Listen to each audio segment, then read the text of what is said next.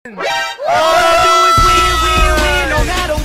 mga ka-CP, isa na namang masayang palaro ang in-store para sa ating lahat for today. And we're live on location dito sa Pampanga, ang culinary capital of the Philippines. Tara, hanap na tayo ng players. Pwede po kayo ma-interview saglit? Yes. Okay. Okay lang. Hayag naman po kayo. Pwede tayo maglaro saglit. Ayan, unang-una, pangalan po muna mga sir. Ryan Davisa. Angelito Magtoto. Dahil naman natin ng cash prize. Yes. Diba, buno tayo. Unang card, reveal na yan. No. Ang sagot ay lower! Tingnan na po. Reveal na natin yan. 3, 2, 1! Tingnan natin ang 1,000 sa winner! Woo! Thank you po sa Casino Plus at saka sa Steve Plus. Excuse me po. Saglit lang. Ay! Lalaro lang tayo ng high-low. Bale po, bubunot ako ng card. From that first na bunot, yung pangalawa po, hulaan nyo kung high or low. Game G. Yung una po natin. Yan, bunot po kayo. Tingnan na natin kung ano ba siya. And away we go! 6 of diamond. Reveal na yan. Higher nga ba siya or lower? Check natin. 3, 2, 1.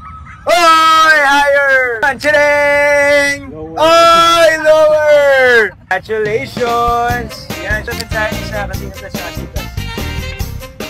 Uy, siya nanalo siya muna. Thank you so much. Hindi ka na-expect. Totoo ba to? Okay guys, check natin sila. Excuse me po. Interesado po kayong dalawa maglaro ng game natin? Yes po. Wala namang problema. Ay, madali lang po. It's high-low. High or low? Pakita na yan in 3, 2, 1. Hey! Oy! High!